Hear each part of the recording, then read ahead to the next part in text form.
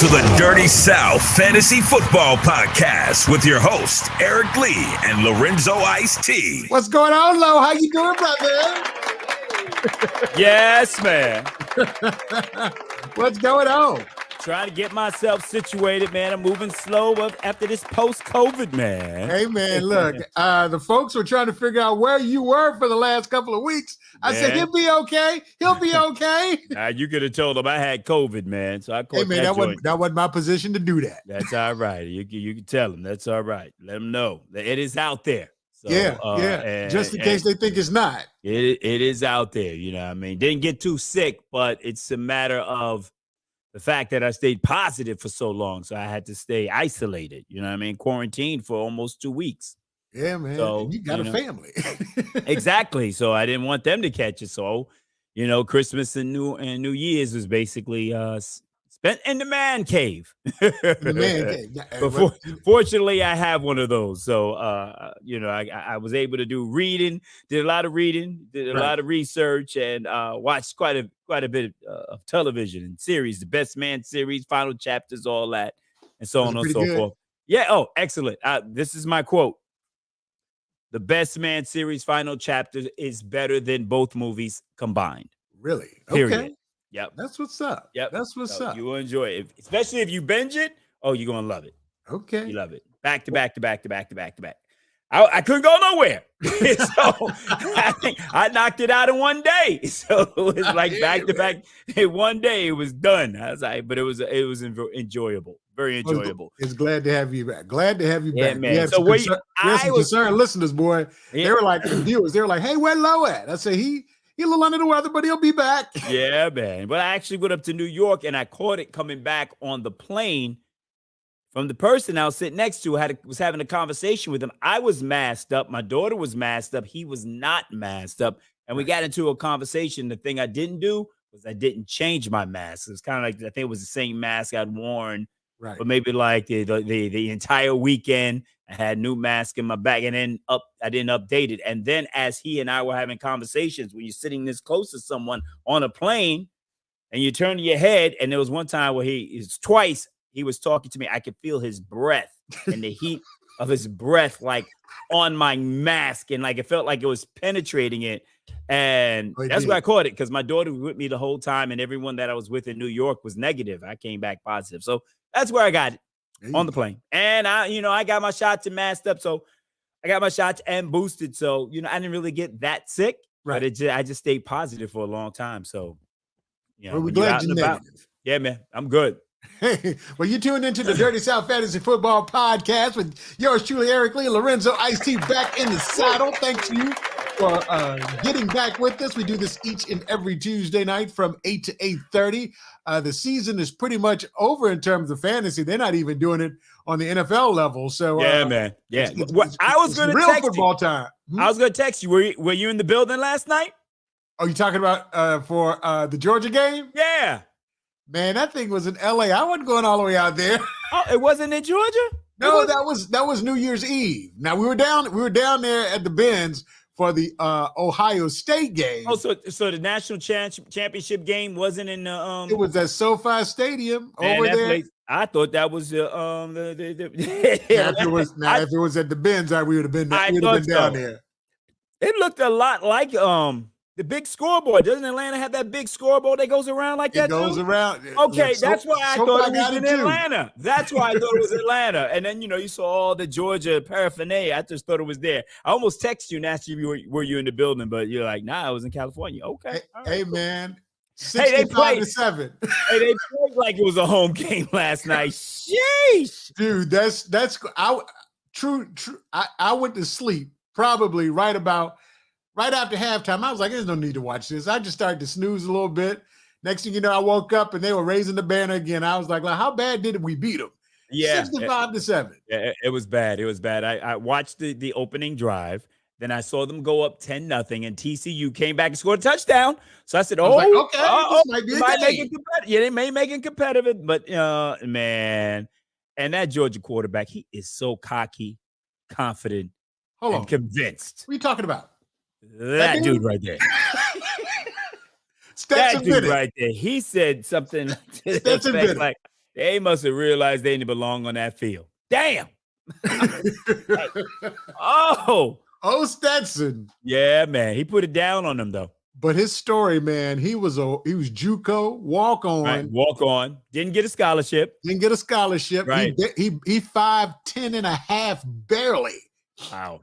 And he had in his last 4 big games, he's been the MVP, SEC championship, 2 natties, 2 MVPs on the natties. He threw for 4 touchdowns and ran for 2 last night, so 6 touchdowns altogether. The boy bad, but he 5'10", 5'11"-ish at his best. So the next level, I don't know. Not looking too good for him. I think I don't know if you watched a lot of the broadcasts, but to see Nick Saban as one of the broadcasters, one of the analysts in the game, it was like it had to be torture for him to be watching this team get blown out and to sit there and know that your team would have put on a much better performance. You know what I mean? And it would have been a better national championship go. Even though we all know Alabama lost, 2 games. They had 2 losses, but both of them were on the last play of the games, and they were into to Kansas State, right? A 2-loss Alabama is still better than what we saw last night. Exactly. So I think I kind of did what Stephen A. Smith said he did when Georgia scored it. There was one play when Georgia scored a touchdown, and then they zoomed into the TCU coach and showed him on camera. Right. And the coach just said, "Wow." And you could see him say, "Wow." It was like game was over. I think I turned it off right then and there. Stephen A. said that he changed it to watch Law and Order, and I actually went and turned to a Miami Dolphin podcast. I was on TD Finn's talk last night. He was going over a game film of the Miami Dolphins game against the Jets, and I turned away from the game to watch TD do that. There's so many people that I know that were like, man, right about halftime, we just invoked the viewer mercy rule. I just stopped viewing it. Yeah, it was over after that. And it was sad. Shout out to my man Frankie D. Yeah, he said he loves us. That's Frankie D? That's Frankie D. Oh, man, I couldn't tell by the picture, and then I see Frank L. Lester. So what's up, Frankie D? Frankie D, he is he will be in the league officially next year. He's picked up one of our teams. Frank, we're going to bless you and baptize you with an 0-14 record next year, so you better be ready for it. Frank, you have to name your team the Powerhouse Posse. Gotta name your team, Frank. Yeah, that's got to be the name of the team, without a doubt. And if you're checking us out, feel free to drop us a little chat. We will highlight you in the chat. That's exciting for us. Make sure that you, if you're on Facebook, hit the like button. And if you're on YouTube, make sure you hit the notification button as well as the subscribe button. So every time we drop a little something, it ends up in your mailbox and doing a little something. Uh-oh, we got some more. We got some Fins fans in the house. That's right. What up, Anthony? How you doing, man? Yeah, what up? Fins up.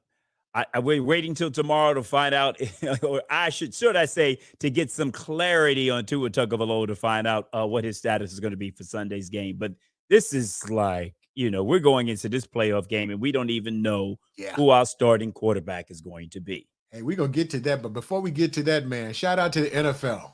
They did a good job. Yes.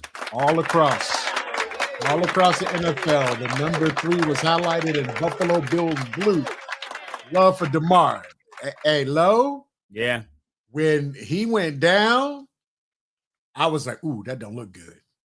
No. I don't know him personally, right, but I shed a couple of tears when I found out what was going on. I was like, ooh, this is a rough one. But it's good to see that the brother, with all of his shout out to the NFL, the first responders, because I've seen a number of interviews all saying the same thing. Those guys that got to him early and gave him those chest compressions, keeping the oxygen, the blood flowing through his brain, got him to a position when they finally revived him that he could be, when he got all of his faculties back in place, had a better opportunity from a neurological standpoint to be close to whole as possible. So shout out to those first responders, man. Good gracious. Yeah, and on the field that Monday night, you could see how the Buffalo Bills, they formed a circle around him. So basically, there's no footage or any film of them trying to revive him. But based on the reports, his heart had stopped. Oh, yeah. You know, it had stopped, and they had to basically bring him back to life. But I also have to give credit to, because, you know, we're broadcasters, so we're professionals, right?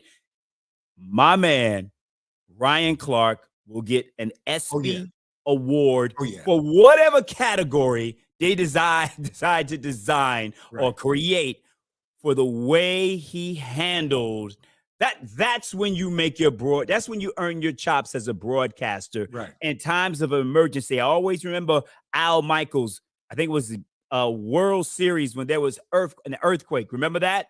In the middle of the World Series, and Al Michaels took it over. He basically was able to describe everything that took place. Ryan Clark, the fact that we couldn't really understand exactly what was going on, was able to show empathy and bring it in from the side as a broadcaster and as a player and as a fan, when he decided to just share his emotional state and his experience where he was laying on the floor. Because I remember that hit between him and Willis McGahee, who is a friend of mine. I remember that. And for him to basically share his experience and pour out his heart, but also keep us all understanding of the seriousness of the situation, and just articulated himself in such an incredible way to just bring it all home, so we can have empathy as Americans.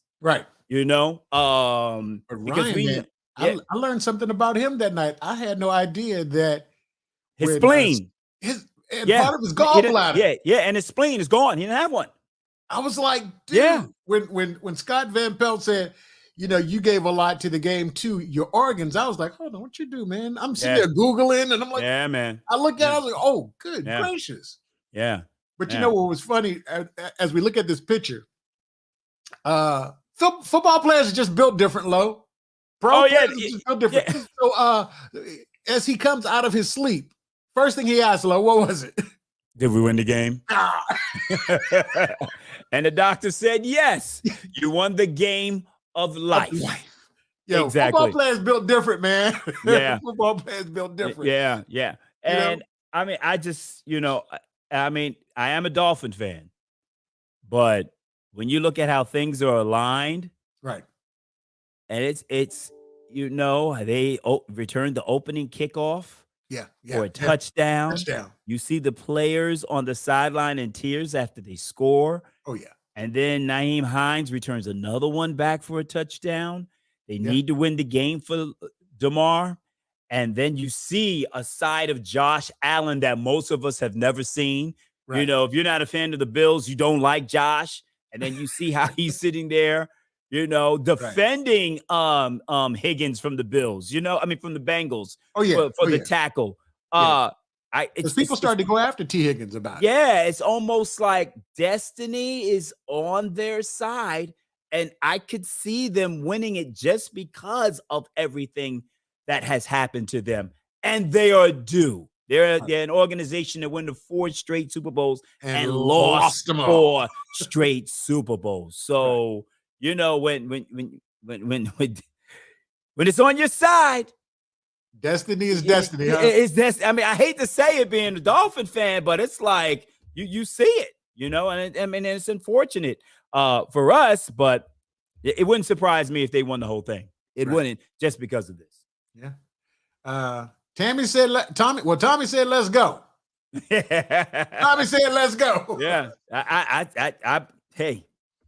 it's gonna be rough. It's gonna be rough. And speaking of, man, let's get right into what's going on. The playoffs, baby. First game, Saturday. Seattle, 4:30. They're playing against San Francisco. I think I can't see Mr. Irrelevant not being relevant in this game. And he's continued to be consistent.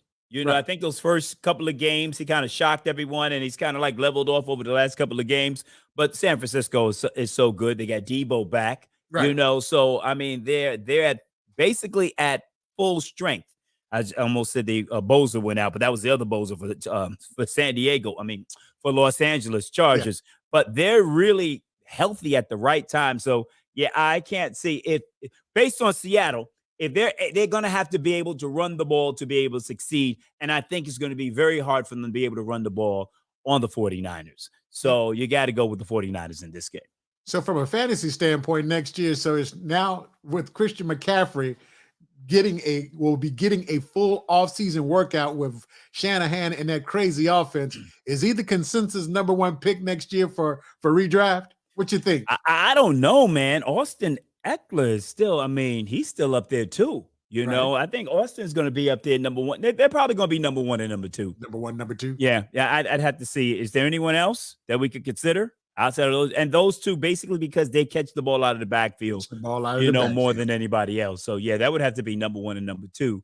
You're going to find Jonathan Taylor and Derrick Henry. And my man Kenneth Walker is going to be at the back end of the draft as well. So, and I mentioned those two because I have both of those on my dynasty team. So my backs are decent if, at least the Colts can get back to running the ball consistently like they used to. What they put together. So, yeah. All right. So we moved from 4:30 on Saturday to 8:15. Talking about Austin Eckler and Travis Etienne, Jacksonville versus the LA Chargers. I'm here in Florida, man. And we kind of excited here in Florida because we have all three Florida teams. We're all in the playoffs, man. Jacksonville, Tampa Bay, and the Miami Dolphins, man. So I have to be going for the Jacksonville Jaguars. They're at home. Their defense I think they can give Justin Herbert a few problems. And if Mike Williams is not playing, that's a problem. That's a problem. Yes. And Joey Bosa, if he cannot go, the coach should be fired. The coach, exactly, like you said. So, they played those guys, but they didn't have to play them at the end of the season. And, you saw how San Diego's offense has come alive once Mike Williams has come back. He came back in that game against the Dolphins, and Los Angeles Chargers have continued to do well as the season has gone on. But without him, and then you just have Keenan Allen, the Jaguars defensive backs can be able to key on him. And basically, after that, all they got is Austin Eckler out of the backfield. And tight end is pretty good, but you've got to have Mike Williams out there because he's the matchup nightmare. So if he's not able to go and Joey Bosa is hurt as well, you got to give the Jaguars a shot. Yeah, especially you know what? And it's a home game for the Jags. In Duval County. Oh yeah. So I like Travis Etienne. I think Trevor's starting to come around. He's got Christian Kirk. He's got his tight end. That's pretty nice. I mean, it looks good. They look good. Yeah. And San Diego's defense is not as good as the Titans' defense. Right. So they could be able to put some points up on San Diego. It just depends. I think the health of the Chargers is what's going to really be important when it comes down to this game. And I actually like Jacksonville's defense too because they've got was it Trayvon Walker, the number one pick from Georgia. Right. He's on the defensive end, and they got my man Foye Oluokun, the number one tackler in the league. He led all fantasy football defenses in fantasy football points. 2 years in a row. So I'm like, he's gonna make some plays out there. So the defense gonna be all right. And they score on defense too. Yeah. So I mean, that's how they won that game. Yeah, I'm favoring Jacksonville. Let's move to Sunday. If those two players are out for San Diego. Okay. For Los Angeles, I'm sorry, man. They could be San Diego forever for me. Look, let's go to Sunday. I got some people. He said, Anthony, my kid wants to take Tua's spot. Let's talk about Sunday. Miami, Buffalo. You got the 1:00 game, the first one. Man, like I said earlier, it all comes down to tomorrow. Right. Tomorrow we'll find out and we'll get some clarity, key word from Mike McDaniel about Tua Tagovailoa. If Tua can play, you have to look at these two games that we've played against Buffalo. I mean, both games have come down to the wire. We beat them in Miami by 2. We had an 8-point lead in the fourth quarter in Buffalo, and we blew remember. that game and we lost by 3 and played very well. I mean, had Right. the lead on them in the fourth quarter. If Miami can stop making mistakes that hurt themselves, stop with the illegal formations, the delay of game and situations. If they can manage their in-game situations better than they have in the past, because that has been the reason why they have had the fewest 10-play drives of any team in the NFL, because they consistently do things to hurt themselves on the offensive side of the ball. If they can even against the Jets, the last few games, it was things that they would do to hurt themselves. And even if Skylar Thompson played, I looked at the film last night, and he did not play badly against the Jets. The Jets defense is very good. It's very fast. It's the third-ranked defense in the NFL. Buffalo is good, but their defense is not as good as the Jets. If Tua plays, they're playing for something bigger than their own team, though. If Tua plays, it gives us a chance to win because both teams know each other very, very well. So we talked about this last week. Chaz and I, shout out to Chaz. You should go back and watch the video. He stunned it on all of us. Came out with the heavyweight belt because he won the league. Hey, he deserved it. He deserved it. You know, he was quiet throughout the whole season. Yeah, until the end. You know, I was like, say something during the season, man. We didn't even know who you were. Oh, he's gonna talk next year, I'm sure. Mm-hmm. But he and I got a chance to discuss because we were fresh off of the injury from DeMar, right?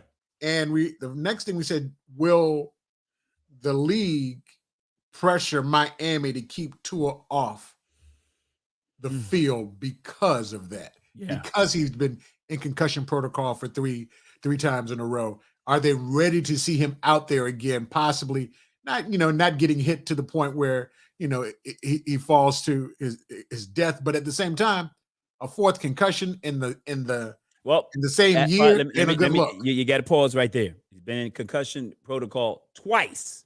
Okay. The Buffalo situation, they did not diagnose him for a concussion in the Buffalo game. Yes, it looked like a concussion to all of us, and we went back and forth to that, but he was not diagnosed with a concussion in that game. Okay. So, but yes, he did hit his head. So it's really his second time. So people will say it's his third concussion, but actually it is his second based on the doctors. So that would be the argument for the Miami Dolphins based on that. And you're right. The NFL may not want to see him on the field. Right. But then and the NFL knows that the Tuaneers will be out there as well. So if he's playing, there's going to be a lot of eyes on that game as well. So if the doctors clear him, he's going to play. Okay. He's definitely going to play. So we'll basically find out tomorrow. Anthony said, "That's right. If the Dolphins don't hurt themselves, but check this out. She said, if Tua play, he gonna be rusty like Pittsburgh. Let Skylar play. What do you think?" I don't know about that. I just think. I mean, that was. He was a little rusty. That first drive, he wasn't rusty. Okay. But then also the Pittsburgh defenses, kind of made some. The first drive was great. Pittsburgh had Brian Flores over there that knows Tua very well. Right. They made some adjustments, and that's the key to what Mike McDaniel has to do. And when he sits back at the end of the season and evaluates himself and scouts himself, he's going to realize that he's got to stop calling some of the same plays over and over and over again. And you can't rely on Tyreek Hill. Tyreek Hill caught 116 passes this season. Jalen Waddle caught like 78. The next wide receiver, 28. Yeah. So if teams are doubling or keying on those two, where do you go? What Tua has to be able to do, and which he does not do well, is dump the ball off to the running back, which Teddy Bridgewater did against Green Bay. Raheem Mostert, six receptions for like 80 yards. or we may have another game where we have Wilson that can run the ball as well and catch the ball out of the backfield. So that's what Tua has to do, and Mike McDaniel has to expand the playbook a little bit more because now teams have caught up to what we're doing. So if you watch the game, you're going to see Tyreek Hill coming in motion and running the wheel route. Here we go. And the wide receiver runs a quick slant or a hook, and then the fullback comes out of the backfield in the flat. If I know that, other defenses know that, and they have to expand and open up the playbook. Now, the problem is, can Tua make all the other throws that is in that Kyle Shanahan playbook? Right. That's the question. So shout out to Will Barnes. Will Barnes, what's good? Hey, man, happy Founders Day too, my brother. Happy Founders Day. Will, we already talked about, he in the chat talked about it, said TCU should never been in a championship game. We already talked about it, Will. They shouldn't have been in there because Georgia broke them down now. Now, Sheba came back on you, bro. Buffalo doesn't have enough tape on Skylar. Let's roll with him. What do you think? You talking to me? I'm sorry. Yeah. I'm sorry. I didn't hear what you said. I was reading. Sheba came back and said, hey, Buffalo doesn't have enough tape on Skylar. It's still the same playbook. I mean, Skylar ran this Tua Tagovailoa playbook against the Jets. Yeah. So there's not much more because I don't think Mike McDaniel has opened up the playbook enough for this offense for him to be able to adjust because he should have adjusted by now. Why is it that Tua doesn't throw the ball to Mike Gesicki, but when Skylar and Teddy Bridgewater are in the game, Gesicki is catching passes and touchdowns. All right. So Tua's got to stop just focusing on Tyreek and Jalen Waddle all the time and use the other wide receivers. This is what Buffalo does. Buffalo max protect, right? They'll keep a tight end in and a running back in. The Dolphins will come on a full-out blitz. Next thing you know, running back chips, tight end chips, releases. What does Josh Allen do? If he's not running, he's dumping it off to the running back for 4 or 5 yards and just moving the ball down the field slowly but surely. That's what teams have been doing against our defense. And the problem with the Dolphins offense, as I said earlier, they have had the fewest 10-play drives of any team in the NFL. All right, so we had the 1 o'clock game. Now we're moving to 4:30. The Giants of Minnesota. I think I like Minnesota. I'm sorry. I don't believe in Jones. It's in Minnesota, right? It's in Minnesota. Okay, all right. I'm gonna go with Minnesota on that. I'm gonna go with Minnesota on that. Kirk Cousins, you like that? You like that? I mean, Justin Jefferson. I mean, you can't. I mean, I think they just got too much. I don't think Daniel Jones, especially if they get behind early. I don't think Daniel Jones got enough. I don't think the Giants got enough. That's the key to the entire game. Yeah, that is the key because the Giants are well coached, right? And if they are able to, which they should be able to, because the Vikings defense is not great. No. So if they're able to control the ball, time of possession, run it with Saquon Barkley, Saquon Barkley to be able to control the ball and keep the Minnesota offense off the field, similar to what the Colts did in that game in the first half. If the Giants are able to do that and not make mistakes, because Kirk Cousins I know he was my fantasy football quarterback. He's shaky. He Dr. Jekyll and Mr. Hyde. You know what I'm saying? So if you're able to get some pressure on him, you know what can happen in Minnesota. And the Giants are coached well enough that I don't think they'll make enough mistakes to hurt themselves. However, it's going to be kind of hard if Kirk is on and be able to stop Justin Jefferson. They've got so many weapons out there. If he's on, Minnesota should win this game, but it wouldn't surprise me if the Giants were able to keep it close and pull it out by 3 points at the end of the game. But I'm going with Minnesota. All right, Sunday night. Well, Sunday night, the nightcap. Baltimore and Cincinnati. If Lamar plays. Cincinnati. No matter what. Cincinnati. Lamar trying to get that contract, man. Yeah, he is. But I just think, man. Yeah, I mean, Joe Burrow got too many weapons. And those 3 wide receivers, there isn't a defense Even San Francisco doesn't have the secondary that can keep up with those Boyd, three wide Higgins, receivers. and Jamar Chase. They're going to be a problem, Yeah. and Who you they're gonna all double? healthy right there. Exactly. So if Cincinnati's able to protect Joe Burrow, it's going to be a problem for Baltimore, and especially if Baltimore gets behind. If they get behind, it's over. You can forget about it. Okay. So I got Cincinnati in this game. Okay. Monday night. Prime time. We've been running it at the bottom. Does Brady beat them boys? Now Brady has beat the Dallas 7 times in a row. Has never lost to Dallas between New England and Tampa Bay. He's never lost. Cowboy fans, I know y'all watch. One of y'all watching. I know you're watching this. You know they nervous. You guys think you beat Brady? You know they nervous. Oh yeah. They had to come to Tampa. They are shook, especially after the performance they did last week against the Commanders. They are. Hey! I mean to the Commanders. Thank you, baby. This for me. I appreciate you. Look at that. We got the vice president in the house. Yeah, say hi, Loren. Say hi. Girl, you better speak up and project. Man, I was a little late. I'm gonna be honest with you. I was a little late because after I signed off the air on Star 94.5, Orlando's only R&B, right? At 7 o'clock, my daughter came in here and took over my studio. I saw the pictures. Did you see the video? I saw it. I saw her play you.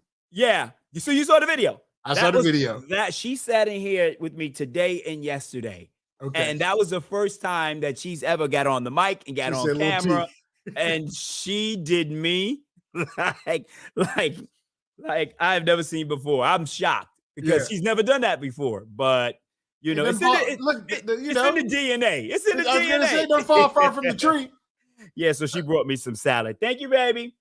So Dallas, I mean, what do you think? You think Dallas? I think Tampa Bay's going to put it on them. I mean, I'm not going to say they're going to blow them out, but I think Tampa Bay's going to win this game. I don't trust Dak. I mean, I'm a hater. Hold on, let me stop this.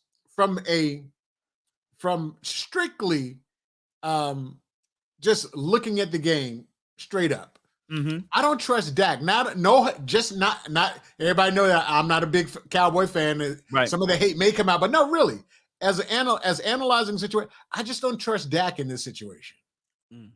I just don't trust him. I mean, I trust Brady to make the right move. I think Dak is going to push himself, which will lead to mistakes if he can't control the clock with Zeke and what's my man number. The second running back, Tony Pollard. Pollard. Yeah. So, but he got weapons. He got weapons. It just depends. Like both teams have been playing down to their competition. True. Right. And it just seems as if Tampa Bay just can't get on a roll consistently. But when they are hot, they are hot.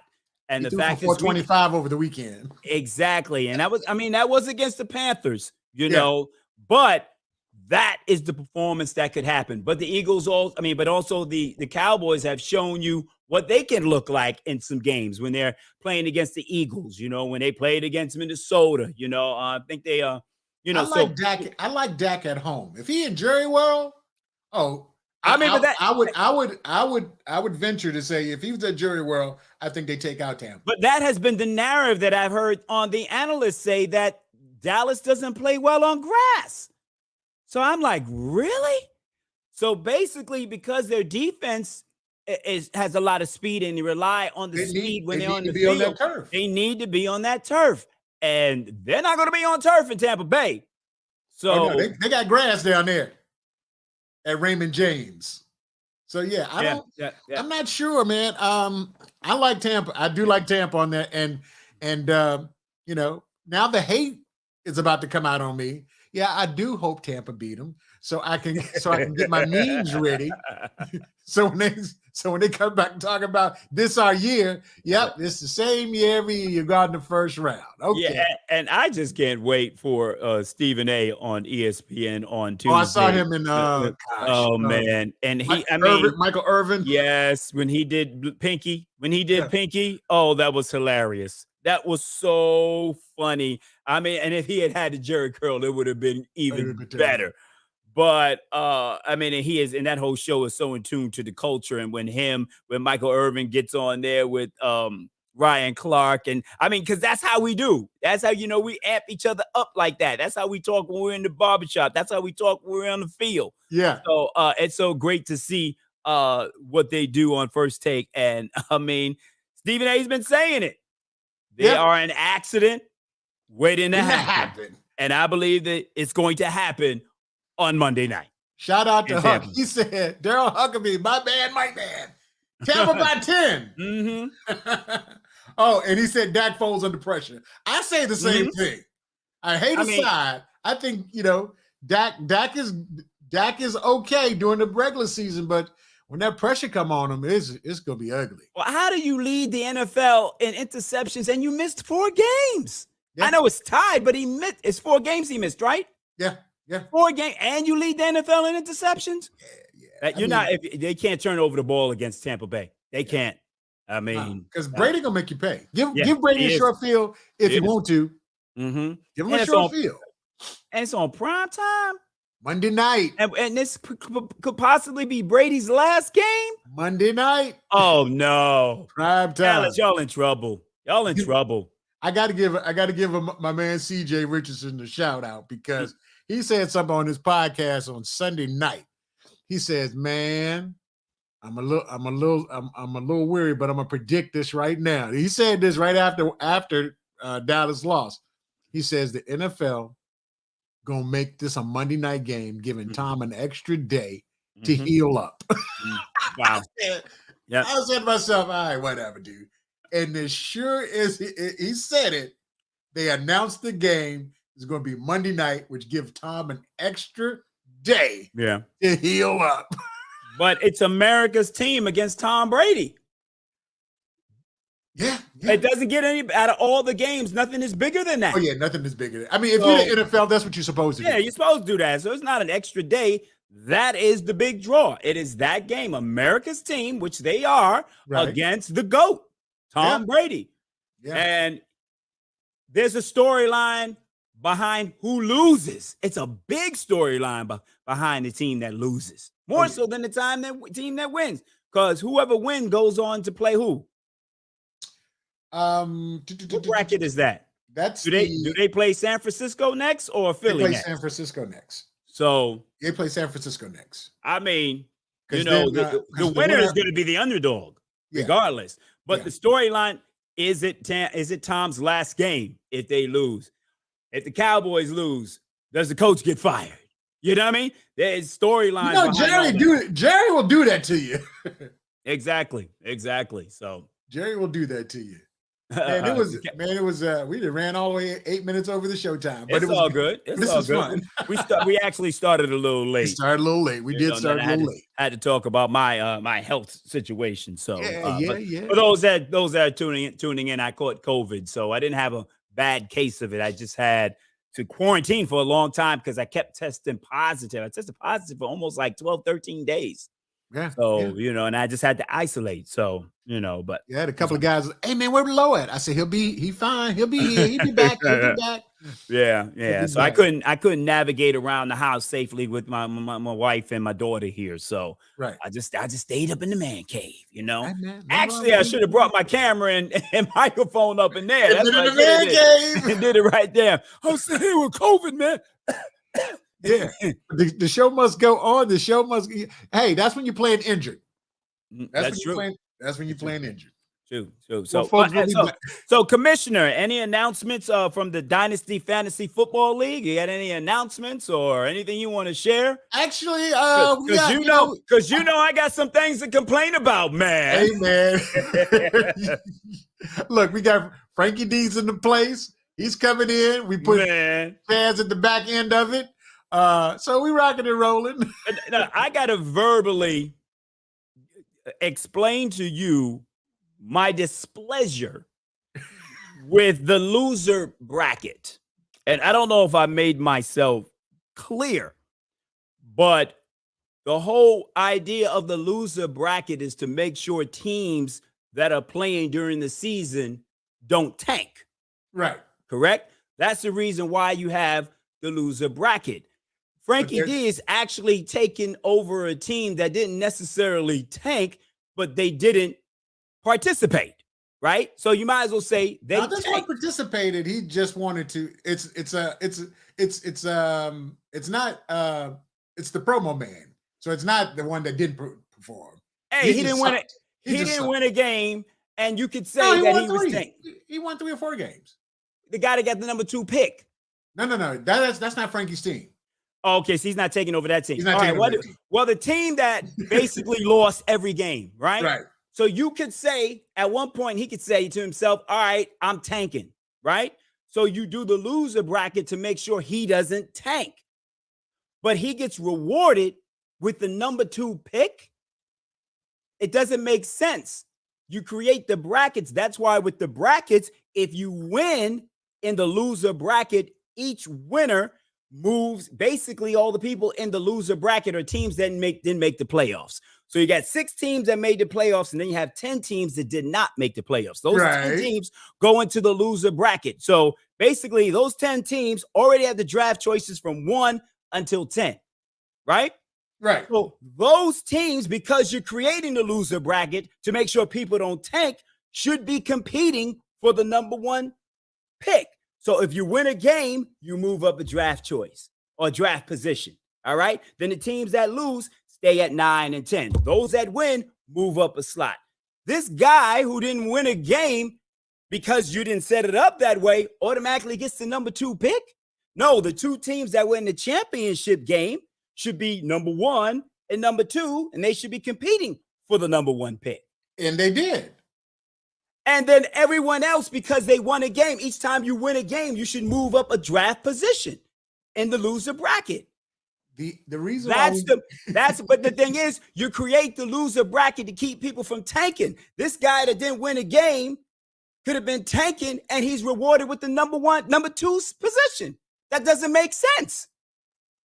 You see what I'm saying? He automatically gets the number 2 position, but you create the loser bracket so people can compete for draft position. He still got the worst team in the league. But he shouldn't get the number 2 pick because he didn't win a game throughout the season, and you don't want people to tank. I'm a tank so I can get the highest draft position.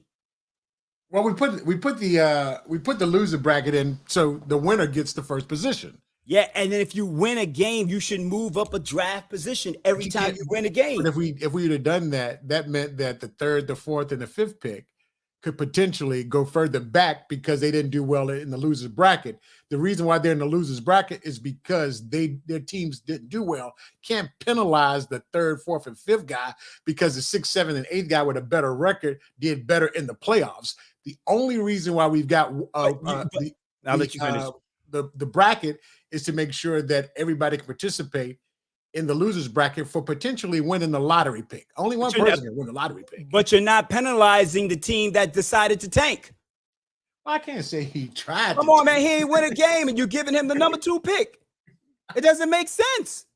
Yeah, we go. You see what I'm saying? The guy that's in the 3rd position, he could have said it the last time, towards the end of the season, I'm not gonna participate anymore because I know regardless of the loser bracket, I'm going to be 2 or number 3. Well, we can't. And I'm saying this because that's how I am. I am a former commissioner, and that's how I ran it in my league because that's fair to all the people that didn't make the playoffs. So they all have a chance to now still compete while the other teams are competing for the championship. They get to compete for the number 1 pick. So if you win that bracket, you move up a draft choice. So the whole time I'm playing, I'm thinking I'm moving up a draft position, and I'm in the championship game in the loser bracket thinking, well, if I win, I get number 1. If I lose, I get number 2. Then I find out I go all the way back to number 9. But didn't you say BS? So you didn't look at any of the No, because I talked. You didn't. Because, you no, didn't because you didn't look at the manual at all. I talked directly to you, and I said, "Is this how you doing it?" And you said, "Yes." No, I said, like in the manual. No, you didn't. You didn't say that. You didn't say that. Because I said, "Oh, you're doing it the same way I did it because I did it like that in my league," and you said yes. Well, maybe I got it twisted about how you did it, but we put it in the league manual on what the playoffs were. It's still not right. It's not right because that person that didn't play and really participate gets the number 2 pick. He ain't win a game all year, so he could have been taken from the beginning. No, he wasn't. He was just lazy. He was just lazy. Even worse. Even worse. Well, he won't be here next year anyway. So even worse. It don't matter. He won't be here next year anyway. It ain't right, man. It ain't right. If you're gonna have a loser bracket and I win a game, I should move up from one draft position. If I'm at 10, because I was at 9. So if I'm competing for that, I win a game in that loser bracket, I should gain. So you should get to 8. That gives you more. I should move up every time I win. That gives you more incentive to play. And then when you lose a game, boom, you decide a draft position. And then the next 4 teams, or so it was 10 teams. So no, you'd have 2 out. So it's actually 8 teams. So every time someone loses, boom, their draft position is decided. And then those next 2 teams compete. Boom. If they win, they move up a draft position. Doesn't matter. It's fantasy football. So you could do terrible at the beginning of the season, but based on the waiver wire, you pick up more better players as the season goes on. So it doesn't matter based on someone's record at the end. Like my record was average, but I had a whole lot of people hurt on my team. So should I get penalized because of that? No. If I'm winning in the playoffs in the loser bracket, I should benefit from that. If you'd have won it, I would have felt, even if I won it, I'd have felt the same way. I'd have felt the same way because it wasn't fair to the other players. What's the sense of participating in a loser bracket if I all right, I'm gonna stay at 9, don't even matter. You got 10 people. You got 10 people competing for the number 1 pick. So only one person, only one team out of the 10 benefit from being in the loser bracket. Come on, man. Out of 9, only one. Nah, man. Nah. You win a game, you should benefit from that. I said my piece, and I bet if all the owners were in here, they would agree with me. Speaking of, how many owners, actual commissioners, what happened on Monday night? Because that was championship night for most fantasy teams. And 9 times out of 10, Joe Burrow, Mixon, Jamar Chase, all of those players were probably in the championship on somebody's team. And since the NFL decided that they want to go with it, they weren't going to go with it at any point in time. What in the world did these commissioners do? I think in another league that I'm in, I think they just disregarded that week and moved the championship to the next week. Those teams that were participating, they just scratched it and then moved it up to the last week. Because there are a lot of everybody got Josh Allen, Joe Burrow and all those players. So they just scratched that week because as a commissioner, you can handle it myself. Excuse me. Right. And he just said, okay, we're going to scratch that week and just move everything up. So they moved the championship up into the last week of the season. Okay. Oh, I mean, and then that's fair, because you can't penalize the people that had Josh Allen and he only played one series. You know what I mean? So okay. Anthony said his league split the pot. He said they split the pot. We're doing trivia. He said we are doing trivia football this week for our championship. That's interesting. That's interesting. I don't know. For the champ. Hey man, look. Everybody got their own set of ways of doing it. Yeah, we went way over today. I'm trying to figure out if I was commissioner. Sheesh, and you got 2 teams left. Trivia, baby. You don't know how you I don't know. I'm thinking like I don't know. It sounds crazy, but nah, you couldn't do anything like that. I was thinking because it doesn't matter you should have then maybe create a pool of players that are in the playoffs, right? So you take the players that are on your team, right? And then basically the two players that are in the championship get a chance. They get the chance to draft, say maybe like they get a chance to pick a player from any of the team that's in the playoffs. So they go back and forth so they can fill their roster, because basically you can get rid of all the rosters and then just keep the players that are in the playoffs. And then that way, the players that are in the playoffs could be on either owner's team. That's kind of interesting. Interesting. I didn't think it out. I just thought about it. That might, because it doesn't matter whose team they were on. So it's like if Jamar Chase was on my team and I'm not in the playoffs, he go into a pool, they flip a coin, but Jamar Chase might be there. Justin Jefferson might be there. Right. You know what I mean? And then they flip a coin. All right, this guy's able to pick up Jamar Chase. This guy's able to pick up Patrick Mahomes, because I had Patrick Mahomes and he's not on my team, for that championship game because of what happened. So, thank you, Anthony. And that's off the top. You said it's a good idea. Yeah. That's just that. Yeah, because it doesn't matter because all the teams are out. So you just put those players in the pool and let them fill out their rosters. But each team has to keep their starters. Okay, they put their starting lineup and they can take people off their bench and then fill up their bench with players and go back and forth. I don't know. Stuff. Well, we've outstayed our usually welcome on a Monday night. So I had to make up for the couple of weeks. We'll catch you guys next week. Tell them how they can find you, man. Man, you can find me on IG, Lorenzo Ice T. That's Lorenzo ICETEA. You can find me on Twitter at Lorenzo Thomas. You can also find me on Star 94.5, Orlando's only R&B, Monday through Friday, 3 p.m. to 7 p.m. And you can also find me on Hot 105, Saturday night, 6 to 10 in Miami. It's Miami's old school. Today's R&B and old school. I'm trying to remember all the positioning statements, man. Yeah, you know what happens sometimes? I get the phone numbers confused. Like on Hot 105, they be looking for call number 10 and it's 844. And on Star, they be looking for call number 9 and it's 844. It'd be great. No, see, I got them confused just then, trying to explain it. It's all good, man. Just happy to be employed. There you go. Just be employed. That's right. Catch me at Dirty South FFL on all my social media, man. You can catch me on 100 Hip Hop and R&B FM on the Odyssey app, and you can catch me there daily. And we will see you guys next week, and we'll see what happens on the playoffs. We'll talk all about that soon and very soon. Lo, hang out for a second. Okay. You got it.